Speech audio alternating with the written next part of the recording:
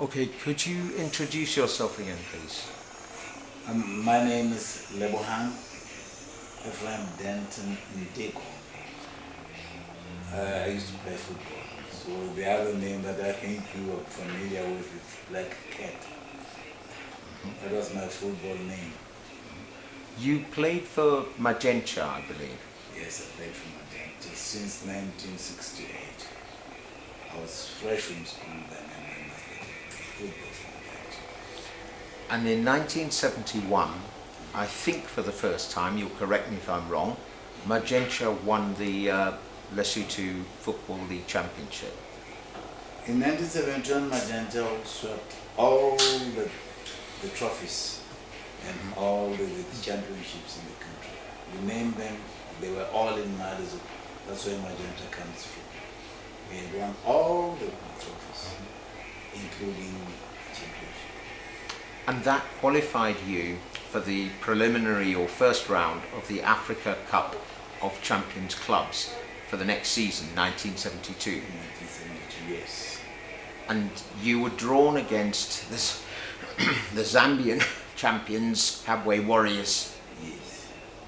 So the first match, there were two legs, one in Maseru and the other in Ndola. The first one was on the 23rd of January 1972. Could you tell us, you played in both matches? I played in both matches, yes. Could you tell us what happened what your recollections are of the first match that ended 2-2? That was a nice match that we played against Kabwe Warriors. Like I said, it's a long time ago now, but I can still collect a few factors here and there about the match or the matches. The first match that we played in Sesotho Stadium now, but then it wasn't Sesotho Stadium, it was just the Lesotho National Stadium. And we played with Kabwe Warriors. I think in the first half, it was about 20 minutes into the game, I can't remember the time as well.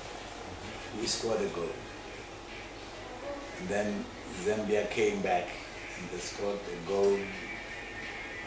I know there was some fracas in the 18-yard box, whereby the ball went to a guy by the name of Stephen. Stephen passed it on to Chitalu, who actually wasn't even looking at the ball. He turned around and kicked it into the net. And that actually got us worried. But I think it was in the second half whereby we scored. We scored a goal. It was scored by a guy by the name of Citizen. After that ball was scored, the ball was just kicked off from the center line. That's when, when the Zambian team kicked the ball.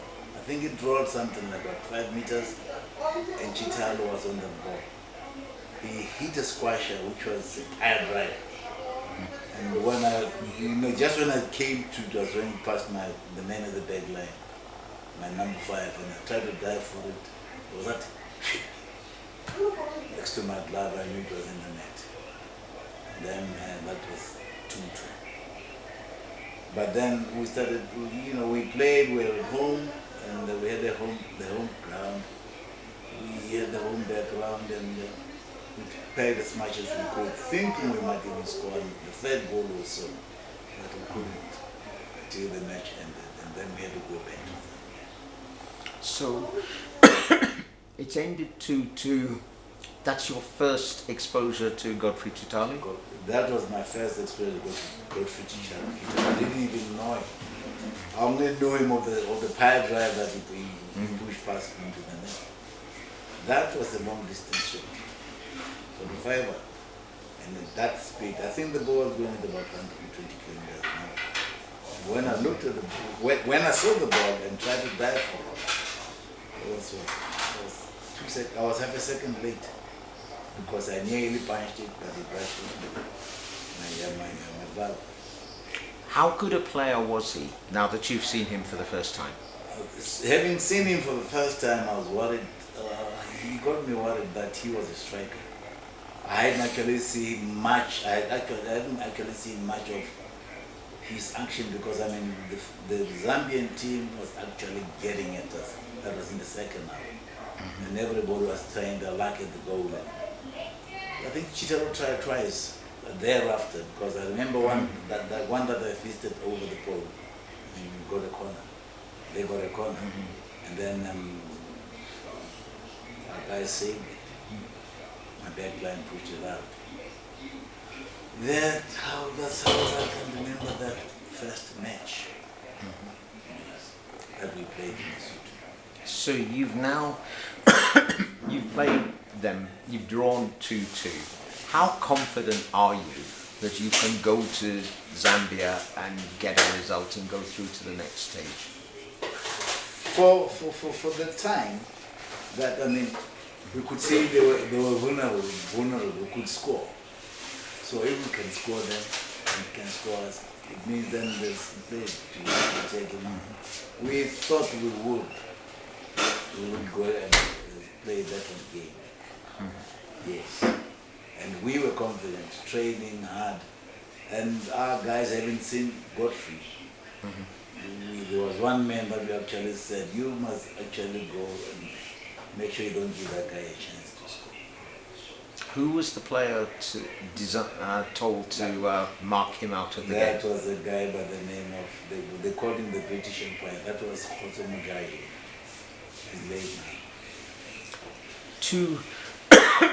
2 weeks later, you've now gone to Zambia for the return leg at the Dag Hammarskjöld Stadium in Ndola. You're confident that you can get a result? We were confident until I think we got worried and messed up when we got to Lusaka. Because we got to Lusaka and we knew the match was scheduled to be in Lusaka, Zambia. But we got there at around about 3 o'clock in the afternoon. We were from Jan Smith's direct to Lusaka. We got there at around 3. Some of us were jet lagged, that we were never in a plane before, but it was on Friday afternoon.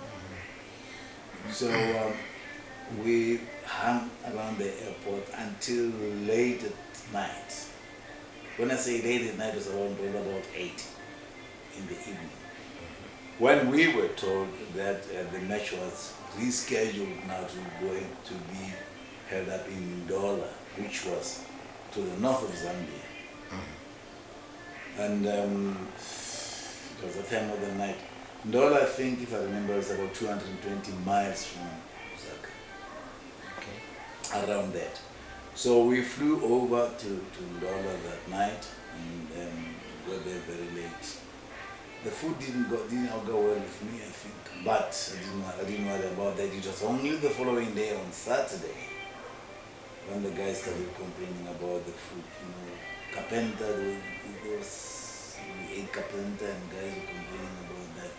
But we said, well, it's strange food, let's not bother about that, let's concentrate on what we're going to do. So Saturday in the morning when we woke up, we were at the Savoy Hotel in Ndola. So Saturday in the morning, in fact I was woken up to the sound of guys making a noise. I was on the 9th floor. So I went to the balcony. When I looked out, I saw our guys practicing. But there was this little drizzle of rain. And the guys were actually playing the ball on the lawn. In their skins, they just had their short pants on. They didn't have anything on the top. And in that drizzle, so I found this to be funny. Went down and joined the guys. Then I could feel it. It was damn hot. The heat there was simply unbearable. In that rain, one felt like you actually soaking a lukewarm water. Then we realized this was really hot. But then we didn't bother. We decided to go and do what we went out there to go and do. I think they took us on a tour in the afternoon. They even showed us the Hammarskjöld Stadium that we were going to play the following day. That was on Saturday. We saw a very beautiful pitch. That was the best pitch I'd ever laid my eyes on compared to the pitches we have or had out here at home. And came Sunday. Sunday we were set to go and play. Now, with every club, I know it happens everywhere. When a club goes to go and play outside, we always have two sets of jerseys. You have a warm one and a cool one. The warm one is meant for if the weather changes and when you're supposed to play, it's cold. It means then you've got to wear a warmer jersey, a warmer outfit. So we had two sets. When we started off, we had the light one, the white one, because it was hot and we were sure we needed a cool one. I'll tell you something, that one I'll never forget that. When we were standing and the national anthems were being played, we were standing out there, you know, with all the honor, listening to the national anthems. By the time that the national anthems stops and we were due to start, our captain went to go and see. We talked to the captain, he can go and talk to the referee. He went to the referee and told the referee. We were soaking wet. We hadn't played, we hadn't done anything. We were just standing out there, but we were already sweating. Then he went and talked to the referee. Consulted the referee that we had to change the outfit into a dry one. But now the dry one was the hot one. You know, the warm one that we use when it's cold. So what happened was we took off the wet one, laid it along the line next to our reserve, the substitutes, for it to dry, and then we wore the warm one. Now that was it. All right, the match continued. The match started. 10 minutes into the game, I think it was Stevenson who opened up the net with a header, beautiful header, it was from a corner kick. And then he scored, it was at an angle, it was far from me, and I didn't bother. Then came the second shot. The second shot was from Godfrey Chitalu. The guy that we actually sent someone to actually mark that. He just go around him and kick the shot into the net. The halftime score was 5-0 in favor of Zambia. With Jeffrey having scored 4 goals. Godfrey Chitalu. Yeah. He scored 4 goals. And well, the other 2 scorers was Sanford Mvulu, yes. and Boniface Simatulu. Boniface, yes. Do you know which one of them scored the header? I think it was Sanford. I can't remember very well. Okay. Yes. Right, so it's 5-0. It is 5-0. And you've mentioned the second goal that where Chitalu went round the man marker and just scored. The man marker was actually behind him. The ball was coming to Godfrey. Godfrey just turned. And at that angle, he kicked a beautiful shot and right into the corner. I was taken off. I was far from it. I wasn't expecting him to kick the ball again. I have had a very bad tendency as a goalkeeper. I think I was very fit then. My way of playing was I used to glue my eyes onto the ball. So I have a record. I don't know if the Super Sports Council still have that record. When I played for the national side, our national side, there were 18 penalties awarded against us in the 6 years that I played for the national side. And out of those those, I saved all of them, and only 3 went into the goal. Because I used to glue my eye onto the ball, and whichever way direction you kick that ball, either I caught it or put my fist onto it. Now, looking at the goalkeepers lately, I don't see a goalkeeper who does that. All of them play the penalty by anticipation. They don't follow the ball. If it's a penalty, we know, well, that's a goal. Unless, a fluke happens. Anyway, let's go on. The second half began. So before we do, he scored. He scored the second goal. Gone round the man marker. That's why I didn't see the ball. Yeah. Because I had all the intentions of stopping Godfrey from getting nailed. So I didn't see the ball because our guy was behind him and the ball was coming to him. He was looking that way. Okay. But he turned around and bang, he went into the net. Okay, so it's now 2-0. It's not. That's the second goal in the game. So he scores another 3 in the first half. What do you remember of those 3 that he scores in the first half? The other 3, he scores in the first half. I'll tell you something funny about Godfrey. Godfrey. I'm to say Godfrey. Every time Godfrey caught the ball, he had the tendency of looking up. And he was obsessed with looking up. You know, there's that little pole that supports the net at the back. Yeah. He sees that, he was such an accurate man. He sees that ball, he sees that pole, he strikes it from wherever he is. And then definitely, if there's a goalkeeper, the goalkeeper is going to save it. If the goalkeeper is in there, it's a goal. Because I remember after that match, in the evening we had a reception. They had a reception for us, and I was talking to him and I asked him about all the skills that he had. He told me, that the way he trained was, if he has the ball, he turns around and he sees the goal posts. He shoots the ball into the 3 posts. If there's a goalkeeper in between there, the goalkeeper is going to save the ball. If there isn't a goalkeeper, then definitely a goal. But when he looks up and he sees the small supporting pole, that's the one he aims at. And he was so accurate, he would go for it. And that I didn't know. Had I known that before we played, I'm sure I would have saved a couple of goals. Anyway, I can't remember who scored, but I got mad when Richard Stevenson scored. The guy was playing in the middle. No, it was Sanford and Vulu and Boniface Simatue, apart from Chitalu, that scored. Only those 3. I can't remember exactly where the guys that actually scored. But I know Jeffrey scored more goals. Because I'll give you a classic. The ball gets thrown to him, runs the central line, it was throw. Gets thrown to him. Then he traps the ball, he turns around, he goes past our man, and then he waves like he was going to kick and he doesn't. Now this guy freezes, as if to go and hit the ball, and Jeffrey hasn't kicked the ball then.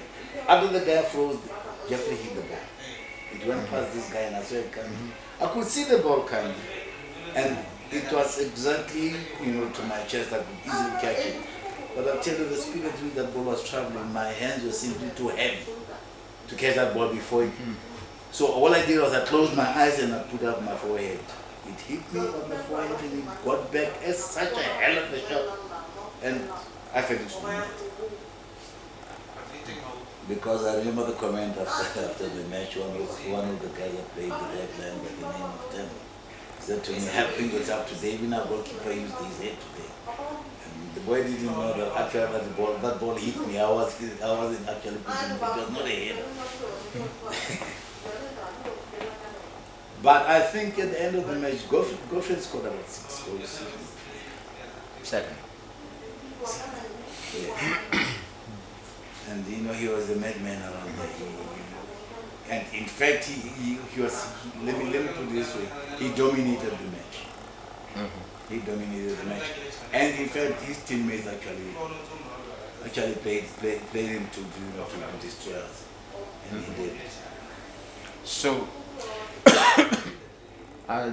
you don't recall exactly how many he scored. I don't recall how many he scored. Right. But most of the goals that were scored were Okay. Like I said, 6. It ended 9-0. 9-0. And only he and 2 others scored. Yes. And the 2 others only got 1. Is that your recollection? That's my recollection. 1 each. Right, so that leaves 7. That leaves 7 to him. Yeah. Yes. Have you ever conceded 7 to anybody else? Never. What's the next highest? The next head that I considered was what, 6. In the same year, 1971, we were playing against our local team here, our local club here, school boys. It was raining. We were playing for the Aspro Cup. In the Aspro Cup, we were playing for the Aspro Cup. And it was raining. And the guys at school boys had actually, studied out the way we played. They outplayed us, and it was raining, and it was just good for them.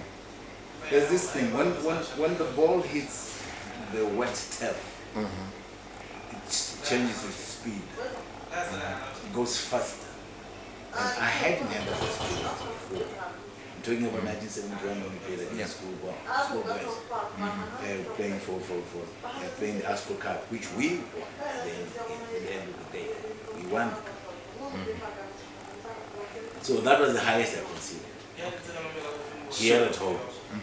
So going back to that match, Yes. you've now lost the second leg 9-0. It's a record in the tournament again. How do you first of all, how do you feel about it? And secondly, how do you get back on your feet, so to speak, to play the next match after that? I'll tell you, in my club, the whole team, I think I was the one guy that actually worked harder than anybody else. Counting the number of goals that I scored from Chitalu and whoever came from the Zambian side. Because I remember our president, when he got back home here, he got the feedback, and actually I got a certain reward for that. That I saved the club. We could have gone to further than that, we could have more than that. I saved the club. And the way I felt, it's just humiliating. Luckily, when we got back, we had to go via Botswana because now we missed a Monday flight, so we had to go via Botswana. And our manager organized a match for us to play with Township Rollers, who were the best team then. That was on a Monday. So we played on Sunday. We were beaten 9-0, and they had to come and play against Township Rollers. Yeah, just to get us into the mood again. Now, Township Rollers was a good team, and now we're playing at night. That was the second night we played on the floodlights. That's the team, Atlanta. Played one match in Maseru, that was before we went to Zambia. And that was my first experience playing on floodlights. The second floodlight match was this one in Botswana. The match we won 3-2. 3-2 in this sense. The first goal was a penalty, which I had saved 6 times. And the referee would not allow it. So the 6th time, my captain said to me, "Hey man, look, this is wasting our time. You want to beat this team. Let it go through." So I folded my arms when this guy came and kicked the ball. That was the first goal, and it was 1-0. It got everybody mad. And our guys just got wild. Because there was a second goal, which was an own goal. And then, that was about 20 minutes into the game. And there was this noise from outside. "There's another 9-0 coming in," from the Botswana guys. They got our boys mad because they scored 2 goals before half time. Then the 5th goal was scored by me. It was a penalty on the other side. So we won 3-2. Okay. And then that is what was in that trip. We still haven't come home. Yeah. And there's that burden and that weight that we're carrying on our shoulders that we are. And it wasn't quite nice. But we were so determined, because thereafter all the matches that we played, I can't remember now which was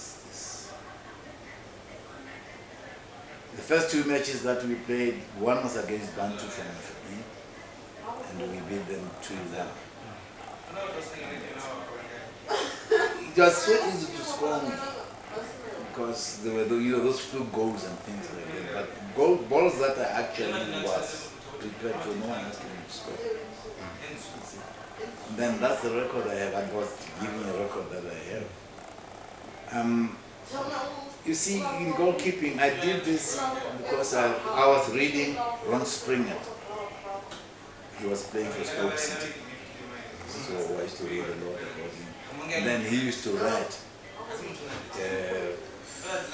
how he played his balls, how you must place your back line if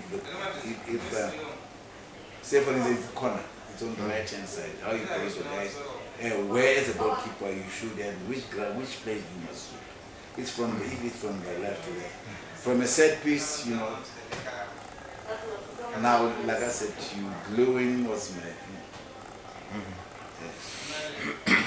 Now, in the match you'd lost 9-0. You had a defender, you mentioned him, whose job it was to stop Chitalu from playing. He was not even a stopper. He was playing number 8 in the field. He was a midfielder. But he was assigned to stop. He was assigned to work on Chitalu. And Chitalu scores 7 with somebody supposedly stopping him. Yeah. What did the team say to this guy afterwards? Chitalu he had a pace. He had a pace.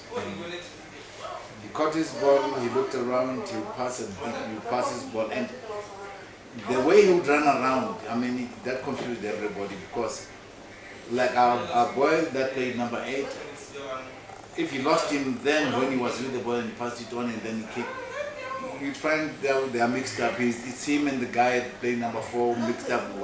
Now Chitalu wanted to be marked by 2 people and he enjoyed it. They actually enjoyed the game. Sorry, so you have one person on him, it's not working. You put 2 people on him and he enjoys it even more. He enjoys it. And what he would do, he actually attracts somebody. He catches the ball in the, he goes and collects the ball and then he phases this man. He just will go through and goes. Now the pace at which he would go, I mean, when he goes, someone from the back left attack him. And then that one that was actually supposed to man him, will have to run around to sort of break him. And Chitalu, he used to enjoy himself. And every time he scored the ball, we see a wide grin on his face, if he didn't laugh aloud. At half-time you said it was 5-0.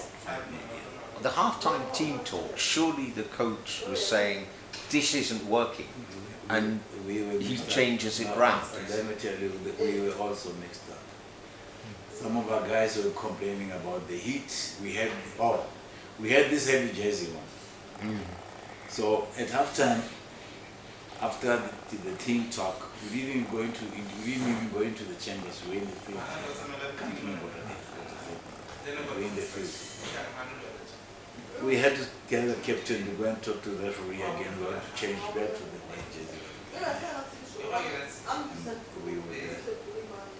We changed and then played with a lighter one. But still the pace was simple. Let me tell you something, our guys were complaining mainly about the heat and nothing else. The heat and they were sluggish. Chitalu and these other guys, they actually had a nice time. I think that the Zambian goalkeeper was a tall guy. I think he was very much. The balls that were shot at him were about, at the most, 6. That's how his team was and his backliners were. I mean, he didn't stand a chance. The goalkeeper was, I mean, he was on holiday. We ended up thinking the reason why we were taken to Ndola instead of playing in Lusaka was simply because they wanted to give that kind of. I mean, it's a long time ago. I keep recalling some of these things, but I never forget.